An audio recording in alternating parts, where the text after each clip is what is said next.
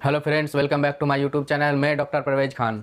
दोस्तों, आज मैं आप लोगों से यूरिक एसिड एवं गॉट के बारे में बात करने वाला हूँ। सो फ्रेंड्स, वीडियो को एंड तक जरूर देखिएगा। तो सबसे पहले यहाँ जानते हैं कि यूरिक एसिड क्या है। यूरिक एसिड एक केमिकल पदार्थ है जो प्यूरिन मेटाबॉलिज्म का एंड प्रोडक्ट है, यानी कि शरीर में जब भी प्यूरिन पदार्थ टूटते हैं तब यूरिक एसिड एक वेस्ट मटेरियल की फॉर्म में बनता है और किडनी यूरिन में यूरिक एसिड को हमारे ब्लड से फिल्टर करके निकाल देती है। प्रॉब्लम तब आती है जब यूरिक एसिड का स्तर अपने नॉर्मल लेवल से ज़्यादा हो जाता है, और ये तब होता है जब यूरिक एसिड का निर्माण शरीर में बढ़ जाए या फिर किडनी के रास्ते जो यूरिक एसिड निकल रहा है वो घट जाए। तो दोनों ही परिस्थिति में यूरिक एसिड अपने नॉर्मल लेवल से बढ़ जाता है और नॉर्मली यूरिक एसिड खून में घुला हुआ रहता है। पर जब ये लेवल एक पार्टिकुलर नॉर्मल लेवल से बढ़ जाए तो यूरिक एसिड हमारे जोड़ों में और कुछ अन्य बॉडी के पार्ट्स में डिपॉजिट हो जाता है। जैसे कि स्किन और जॉइंट के आसपास जब भी यूरिक एसिड जमा होता है तो ये जॉइंट में एक प्रकार का सूजन कर देता है, जिसको हम गॉट कहते हैं। तो यूरिक एसिड के बड़े होने से होने वाले आर्थराइटिस को गॉट कहा जाता है। ऐसा देखा गया है कि पूरे वर्ल्ड में धीरे धीरे इसका लेवल बढ़ रहा है और इस गॉट की भी प्रेवलेंस बढ़ रही है। ऐसा इसलिए है क्योंकि यूरिक एसिड मोटापे और डायबिटीज के साथ रिलेटेड है। अगर किसी को यूरिक एसिड बढ़ा हुआ है या तो ऐसा हो सकता है कि उसे पूरे लाइफ में कोई सिम्टम्स ही ना आए। इस स्थिति को हम एसिम्प्टोमेटिक हाइपर यूरिसेमिया कहते हैं।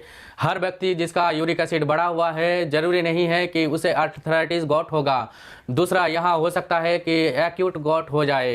एक्यूट गॉट मीन्स बहुत ही तेजी से शुरू होने वाला गठिया, जो आमतौर पर 80 से 85% लोगों में जो पाँव का बड़ा हुआ अंगूठा होता है उसके बेस पर शुरू होता है। तो व्यक्ति नॉर्मली ये बताता है कि रात को वह ठीक सोए थे और जब सुबह उठे तो पाँव का अंगूठा बहुत सूजा हुआ था, लाल था और बहुत तेज दर्द हो रहा था और चलने में समस्या हो रही थी। तो एक्यूट गॉट 85 to 90% लोगों में इस तरह से प्रेजेंट करता है। अगर एक्यूट गॉट बार बार होने लगे तो जॉइंट में कुछ परमानेंट डैमेज हो जाता है या यूरिक एसिड वहाँ पर परमानेंट जमा हो जाता है, जिसको क्रोनिक टोपेसियस गॉट या क्रोनिक गॉट भी कहते हैं। इस स्थिति में लक्षण लगातार बने रहते हैं। यूरिक एसिड के बड़े होने से किडनी में भी कभी कभी यूरिक एसिड स्टोन भी हो सकते हैं और बहुत ही रेयर है कि यूरिक एसिड के वजह से रीनल फेलियर यानी किडनी फेलियर भी हो जाए। तो अगर कोई व्यक्ति एक्यूट गॉट से प्रेजेंट करता है तो बहुत effective medicine say about 7 to 10 days में वो बिल्कुल नॉर्मल हो सकता है और हो सकता है उसे रिपीट अटैक ना आए। पर अगर व्यक्ति को क्रोनिक टोपेसियस गॉट है यानी कि क्रोनिक गॉट है, यूरिक एसिड के जमा कोई जो चीज़ जिसको टॉप 5 कहते हैं वो काफ़ी ज़्यादा है, तो उसे यूरिक एसिड कम करने की दवा भी शुरू करनी पड़ सकती है।